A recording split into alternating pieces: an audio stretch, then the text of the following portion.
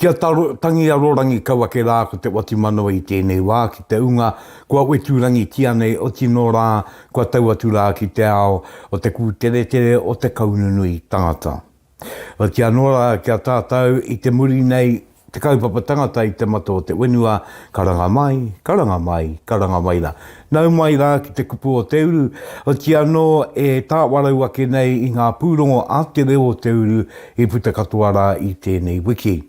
Ki tātou nei a pūrongo a tuatai ake nei. Ko ia rā ko te tamaine, e tai tamaine tonu, ko tōna ingoa ko Te Atawhai Kaa. Ana e kā mai ana ara ko te wawata o te anō ko ngā ii rangaranga e tau ake ana ki te ao o te kanikani. Nā runga I tērā kia tau atu rā tātou ara ki te pūrongo.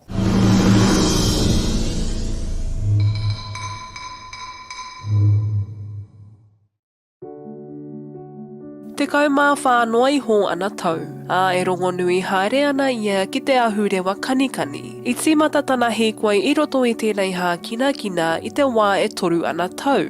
I nā nei pawhai tūranga ia ki tētahi hōtaka kanikani ki roto o Pōneke. I would love to be a professional dancer. I would love to be a professional contemporary or modern dancer. Nā tana huatau ki ana pukenga I tana taiohitanga, kua para ara anō e te atawhai mana anō, maroto I te ao whakataitai. I've been competing for the past 3 years. I only did like 2 in my first year and I had 1 dance. And then at the end of last year, I think I got to about 8. And now this year, I think I've done about 6 comps and I have 13 solo. He oi mei kore ko te ngākau titikaha o tōna whaia, me ana ranga wairua ki rā wāhi, kua kore ia e pai atu ki te taumata e tū ana ia I tēnei rā. Misty Copeland's the first African-American dancer in the American Ballet Theatre. So she's amazing and is pushing through like racial adversity and just pushing the bounds of what it means to be a dancer. My mum, because she's in the art industry and it's not like an easy industry to get into, and so the fact that she keeps persevering is inspirational.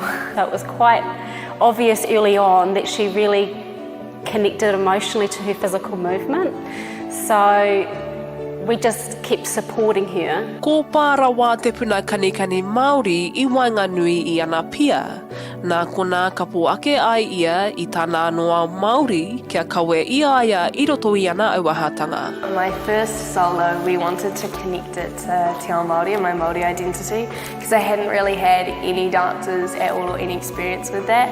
So we chose Tangaroa for my first solo and that was my first ever dance that we did. He mana nui ka hangarere kēnei ia I ana pia. It gives you that point of difference and something that sets you apart from everyone else, and it gives you something to connect back to and something to relate things to, and it just makes it like more of a powerful experience. It's been important to us that she connects with her Māoritanga as she moves through, especially in her adolescence. So I would like her to keep doing that, and regardless of where she lands there as a Māori dancer. He titikaha nui tēnei ma te atawhai, ka mutu he titikaha nui anō hoki ma tana whānau. The best way to explain it is when we're driving her backwards and forwards, we're like shattered and tired and driving along, and she's all excited and pumped. So that's just like a really clear indicator to us that it's worth the hours of driving and the hours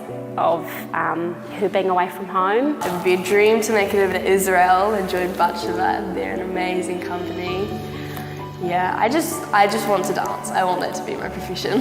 E aro ana ia ki ngā whakataitai ki mua I te aroaro, I aia e tua kai hau ana ki ana moemoea. Regan Paranihi, te reo o te uru. Ka tira e ine tēnā rawati koe. Tēnā rawati koe I te kaa nui o te iiri o tō ngākau ki te wai atu I tēnei kātu tikanga, ngā tikanga o te ao kanikani. Kua tupu mai rā te nui o tōre. te re e ou ana ki tēnei o ngā ao, ana e ka anō o ki nou ki te ako me te wātoro me ki i o parirau i roto i tēnei ao, te ao te kanikani. Ka no o mai au I konei ana ka rau e aku maara ana ki o mai o ti anō ki te kāui kanikani. Tērā kātu tikanga ngā ua o roto o ti anō ngā painga ka uere rei mai mou o ti anō mo te nui tangata. Nō re tēnā koe me te ki atu rā ki ka atunu rā koe. Wāia rā ko te itika urangi.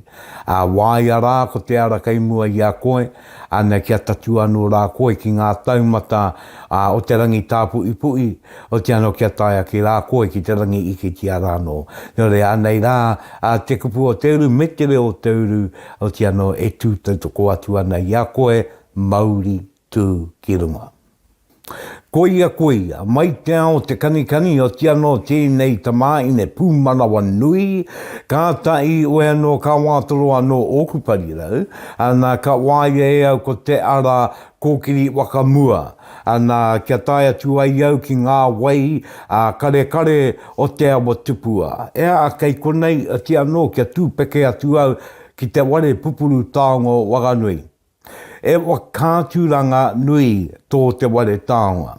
E taunaki tiana e ngāiwi o wakanui e ngā karangarangatanga, mai te kāui maunga ki Tangaroa, o te anō e te āpuri nui. Ara ko he Awa Ora te ingoa. E wakātu ana I ngā taonga o tua uki, ki te tainui tangata. Ka taia ki rā ki reira. E nui te akoranga o roto, nā runga I tērā, Anei rā te pūrongo.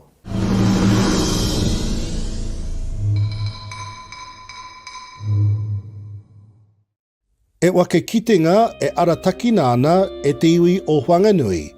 E wake kitenga e āngai ana ki te awa tupua. Ko Awa Ora tana ingoa. E hono atu ana ki tēnei mea he kawa ora. He kawa ora, he awa ora. Nā I roto I taua ingoa ka rongo mai te tangata ko te awa tēnei e rere nei.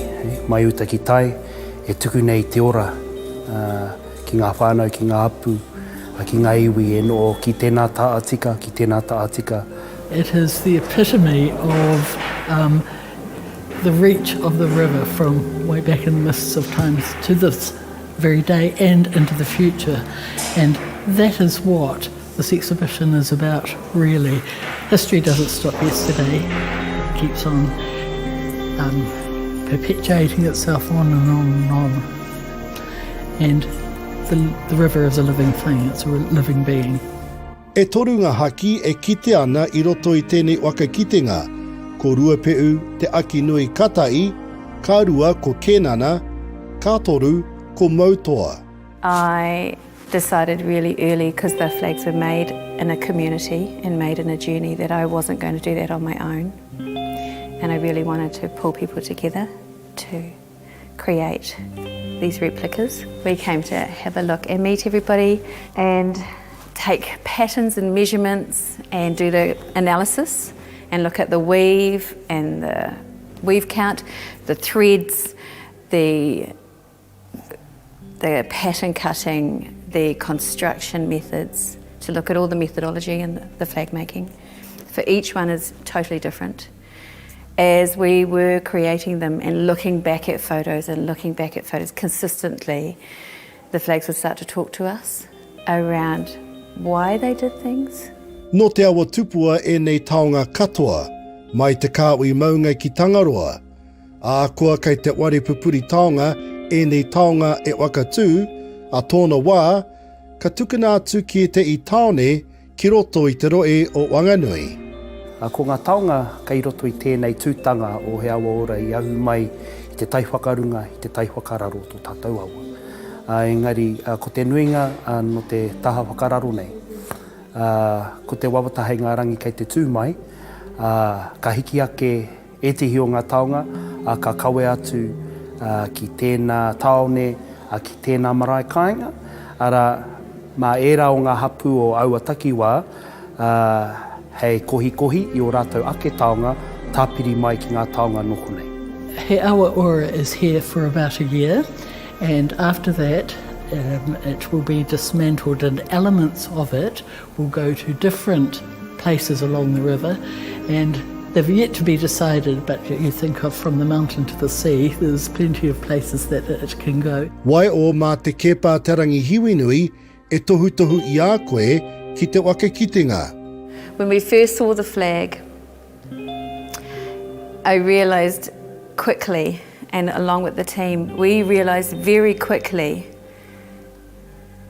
that Te Kepa would be pointing towards the exhibition. And in that already, you know, we're like, yeah, we are doing the right mahi. Ākoa nā te puni tiaki taonga i tiaki, e taonga e nei i tiakina e ngā wānau o te awa tūpua. Atu i ngā kaimahi o te whare taonga nei, ka mihi au ki ngā tangata tiaki o ngā taonga. Ko e tehi ko ngā hapu, ko e tehi o ngā whānau o tō tātou awa, nā rātou i whakae, kia tuku i o rātou taonga hei tirohanga ma te tangata, ma te ao. Nō reira, ka mihi atu au kia rātou. Rātou i whakapono mai ki tō tātou kaupapa. Ākoa no te ao tauito e nei taonga, kei te ora tonu o rātou kōrero me o rātou uri. Iruere rerukura, te reo o te uru. Rongo. Koi ia, kei te rangi iki tia rā tēnei o ngā tino wakāturanga. Iki tia rā ko ngā aki, rua pe u tērā, ke nana tērā, mautoa tērā. Me e rātu o ngā taonga wakamirimiri a kui mā koromā, nā rātau i waianga, nā rātau wakaputa ki te ao, he nui te kōrero kei roto, he nui ngā akoranga, he nui ngā tou. Nei, ki te ake ana, te ua nui o tēnei wakāturanga, kaua mo wanga nui tangata ana e, kāo, e ki anō mo te nui tangata. I rongo o ki rā tātou i ngā kōrero a ngā toi, toi ngā tangata mai toi, ana he tino akoranga o ki mā rātou. Te oki kōmuri ake ki rua tapu tō rāno, me te au mai, i ngā tikanga kōtuitui, i ngā tikanga waianga o tērā wā. Nō reira, e tātou mā, ki kā rā tātou te toro atu ki tēnei o ngā wakāturanga matua, kei te ware pupuru tāongo wakanui, weno ei wakatairanga nui ai tēnei o ngā kaupapa, ari atu a tātou tamariki mokopuna ki reira, wā ngai a rātou, ki ngā kōrero o te ao o te awa tupua. Ka tīnā runga i tērā kōrero, a tēnā rawātu koutou kei ngā ringarikanga kei ngā waiwai, i tautoko nui i te kaupapa nei. Kia tere atu ai au i te rangi, ara ka eke ai au ki runga i te tuara o te au matangirua. Kia tae ake ai au ki te riu o te roe o Taranaki maunga. Ia ake konei, o ki anō e kaupapa e ki anei ko puanga paki. Kei ngā motu te ui tū ai, o ki anō e wakanui ana i ngā wetu o te rangi i tēnei wāongo te tai. Kātai, kārua e wakamii ake ana, e wakarongo atu ana, e mātakitaki ana, i ngā kai pāki no ngā kātū pāki i katoa. Kāti, kia tauri aro nui tātou ki te pūrongo.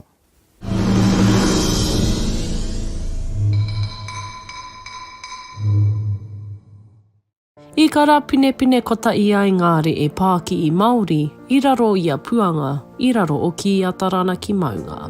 Utonu mai mo te roanga ke o tēnei pūrongo mo tēnei kaupapa. Puanga pāki i Māori. The main purpose of today's kaupapa is to celebrate, take time to reflect. It's puanga, and we wanted the Māori businesses to have time to come, be inspired, to rest, to network, whakatangatanga, and just really, I think being inspired is the main thing today. Yeah, so just that time of puanga. The mahi's going on, let's stop for a moment and pause. E toa i ngā kura mō I o tangate I te iho ngā wainga o tēnei uinga. The kaupapa came about for today we were considering what to do for Puanga, and then Te Puni Kōkiri offered up some sponsorship, and so we thought this could be an amazing opportunity. It really came about, the main reason was that people were hungry to get together kanohi ki te kanohi. And because of COVID, obviously, and other unwellness going on, we went, well, we or won't we? But it was like that was the major need of our he toronga Pākehī Taranaki network. They really wanted to come together. So we thought, what better time than now? E kā tū tonu ngā kai kawe kōrero o te ui nei, e mātanga Pāki I rongoa e te I e Pāki I Awa Ora, e te I e Pāki I kākautie e nei o rātau. So some of the Pākehī that are here today are or media flavour with Hini collection, Bobby Luke with Campbell Luke brand, clothing brand. We've got Mihi Henry with all her rongoa, and the rongoa collective is here as well. Te Aranga's here because the kaupapa is around wellbeing and the time of, this time of really resting, taking care, wellbeing. There's numerous others here in the room as well, obviously. E waka pua ki ngā wea koa tēnā Pākehī a tēnā Pākehī, ei a ki ngā tai kia mārewa I ngā ua ki te tini I tai ki te wakarongo ki ngā taumata kai kōrero Pākehī nei. So it was about understanding and analysing the industry within New Zealand. How could I pitch our industry and how it could be a way for Māori to be in that space and be comfortable. But it was also a journey about different practices. I don't regard myself as just a designer. I'm interdisciplinary. I work within photography, moving image, kākahu, and also just an all-rounder in a lot of things within social innovation. I think what was special about this kōrero was that I was able to come home to Taranaki, and I think if I could do anything, it would be to help our own, to start their own business, but also to stay in it, because obviously there are going to be a lot of ups and downs and challenges along the way, and so my kōrero was just about encouraging them to surround themselves with the right people, whether it is their whānau or their friends or their staff members, just to have their backs in those moments. But yeah, I just wanted to do my best to encourage our whānau. Ka mutu e nunui tonu ngā kai Pākehī Māori I mana ki te reo karanga o te rā. What we hope to achieve from today is to strengthen the whakatangatanga. So the last time we had a kanohi ki te kanohi event was in April, and it really helped consolidate new business relationships started from there. The bigger purpose for us is to really accelerate the uplift of Māori business in Taranaki. So we really want the whakatangatanga to bring together, have a whāriki which is really strong, and then from that we start to lift each other up and inspire each other. Ko te wawata lembi kia waka kota I ai ngā kai Pākehī, ei wa a kōrero mō rātau, e ia ana ki te waka tūi o rātau ake Pākehī, I roto o Taranaki tonu, kia rongo o ki rātau I te ranga wairua o ngā mai nei. Rauru Broughton pue, te reo o te uru. Ka paira wāti tēnei pūrongo e tātou mā. E kai Pākehī mā tēnā koutou e wakamanawa nui nei, wakamanawa roa nei ngā wetu tātou wetu o te rangi kātai. Arā, ka tahi ka kōrero tia a koutou Pākehī, e wā toa kōrero tēnei. A ngā kai Pākehī, ki wānga nui a rātou. Me ki we nei mai, e wānanga. Ki wānanga I a kai Pākehī mā, I ngā piki, me ngā eke, I ngā kōrero, kei te pēa rā, te tupu, nunui mai wā rātou nei Pākehī. Ko te mea nui oki e uri no Taranaki te nuinga, uti anō e uri Māori. E wai atu nei I te ara namu nui namu roa, ara o te ao Pākehī tonu. I raro tonu I ngā manaakitanga o ngā wetu o te rangi. Ka pai te ki te ake I tēnā uatanga. Weno nā runga I tērā e tātou mā, ko ia tonu rā tēnā o ngā Pākehī, a ko te tūmanako ia. Ei waka tēnā, weno, ei waka kipa kauake. Ai a tātou te unga. e ia i ana ki te wai i te aro o te pāki. Kia wee au i ngā waka o tokomaru nui āwata, kura au pō te maungaroa, o te anō Aotea nui āturi, ana kātai au ka waka wiki atu ki te waka o kura au pō a Ruatea. Ana kei te roe o Ngā Wairiki Ngāti Apa i tēnei wā, tērā ia te i pāmu kua wakaritea mai ko okona mai e Ngāti Apa Ngā Wairiki, e pāmu ara kōpere nei. Tāna tupu, ngā ua take o te wenu e kōpere. Ia au e mātakitaki ake ana, e wakarongoru ake ana ku taringa ki tēnei pūrongo, ka tinomi i ake au kia kōtau Ngāti Apa Ngā Wairiki, tēnā kōtau. E wakaoro whānui o unu take ake nei mo te ua ai painga mā kōtau nei uri mokopuna. Anei rongo ake ana ko ia e te i mai, ka puta mai i tēnei kātū pāki, ko ia tērā i oranga motu ake ana mō ngā uri o ngā iwi nei o Ngāti Apa Ngā Wairiki. Raue ka pai, ka mutu pēr.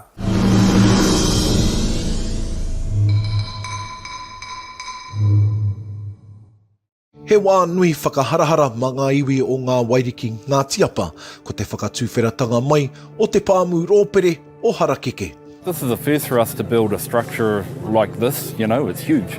8 hectares undercover, 3 hectares of tunnels already built, and we've got plans to build another 2 hectares next year. So the project's ongoing, but this is a real source of pride, this one. It's such a big piece of structure and infrastructure built on our land by us, for us. We've had our people involved right throughout the process. Our people are managing this. Obviously we've got contractors who aren't Ngā Wairiki Ngāti Apa, but other than that, there's been a big input by our people into this. So that's probably the bit that makes me most proud. E rua te koutou te roa a Ngā Wairiki Ngāti Apa ki te whakatinana i tēnei kaupapa, ko te matū take, ko te hanga huarahi taurikura mā ngā uri whakatupuranga o te āpōpō, te take nui. He tino nui tēnei kaupapa, nā te mea i ngā rā o mua, ka whakaro ana te runanga o taua wā kia whakatū tētahi pāmu i runga i ngā whenua nei, i tēnei rā ko tutuki. I runga i tērā, he rā harikoa, he rā nunui mo te iwi me ngā hapu o Ngā Wairiki Ngāti Apa. This is huge in terms of not only economic development, but also development of our people, because job opportunities are really huge. We've got plenty of rangatahi that will need jobs into the future, and so I think working with the Crown is really important. In the long run, it's probably cheaper for the Crown to do this, because the risk for future generations to be stuck on benefits and on the dole is real. And so providing opportunities at an early stage is really helpful for us as an iwi. E matapai tiana, e rua te kaumā rima ngā tūranga mahi ka puta i tōna tau tuatahi, tori te kaumā ono ngā tūranga mahi hei tōna tau tuatoru, ka whai wāhi atu ngā kai mauhere no te whare herehere o Onganui i etahi tūranga mahi, he awhina i a rātou ki te hoki ki tō rātou a ke ao. I'm really, really big on this. I mean, people who end up in jail, they've done something wrong, we know that. And whilst prisons have to be places of incarceration, they've got to be places of rehabilitation. And when men come out of prison, we've got to provide them with opportunities and the best chance for contributing. The last thing we want to see is people who were there, back there. And my understanding is the vision for this is they can come out of prison, they can come and work here, they can be productive members, and that's what we want. The sooner we can empty that prison, the better, because prisons are, they're not what we need in our communities. But like I said, it provides opportunities for everyone. It doesn't matter what you've done in your past, it's about what you're going to contribute in your future, right? And so I think that story, that vision is just spot on 100%. He ai ki te tumu whakarai o te rūnanga o Ngā Wairiki Ngāti Apa, he ai ki a Grant Huaila. He maha ngā kaupapa kei te eke mai, he wei, ko te whakawhanake pūngao, ke te kōtihi o aua kaupapa rā. Yeah, I think we're a long way from being completely independent where we don't need partners, and the Crown's a logical partner for us. They're a long-term player just like we are, and we're able to sort of tap into their funding programs as we did for this project. So we got significant grant out of them to help with building this farm, as well as a concessionary loan. And yeah, so it's really important that we're able to honour that arrangement. So we've delivered. So we're quite proud that we've delivered, and therefore we're able to show the Minister and bring him here so he can launch it and then say what's next. E mahi ngā tahi ana a Ngā Wairiki Ngāti Apa me tētahi kamupene no Taranaki ki te kōke whakamua i o rātou wawata whakawhanake pūngao. Te mehemi te reo o te URU. Ka mutu pēr a koutou nei mai o reira, o roto i tēnā o ngā takiwā, te wakatupu Harakeke Rōpere nei. Ana kata i ana ka puta mai, ka wānau mai, ko ngā painga ma te tini, ma te manu. Me ngā mai. E koeira titi mea nui, rawātu, e ka ai tātou te iwi Māori, ana ki te āpai ake i ngā kawa ngā tikanga te taa atua. Aha me te taa kiko kuia ko te pāki, e oranga mō ngā taa e rua. Ngāti Apa Ngā Wairiki, kei konei e o ai o ake ana. Wai no nārunga i tērā e te iwi, ko ia tēnei ko ngā pūrongo e wā. Ko putara i te reo o te uru i tēnei wiki, ko au tēnei ko Rauru Broughton e mi i kaua ki ana ki te runga, ki te raro, ki te wao, e ki nō rā ki te roto. Tā tau e au pūnei i raro i te manakitanga o ngā wetu o te rangi, o te ano o te ao o unakura. Ana e tau manaki mai nei a tātou. E runga i tērā, ka rere anō rā ko te mii me te maioa. Nō wei rā, ara no te reo irirangi o te korimako o Taranaki. Nō wei rā, no te reo irirangi o whānui. Nō wei rā, ara no te reo irirangi o rangitāne. Nori kia tau i o ngā manakitanga ki runga i a tātou katoa. Kia koutou oki e te māngai pāo, kai taku kōmuri au e te māngai pāo, tēnā o ki koutou, ara mō tā koutou, mana ko i mai, o te anō mō tā koutou, tū tautoko paunui mai. Ki runga, ki raro, ki wao, ki roto, rire au, pai mārire.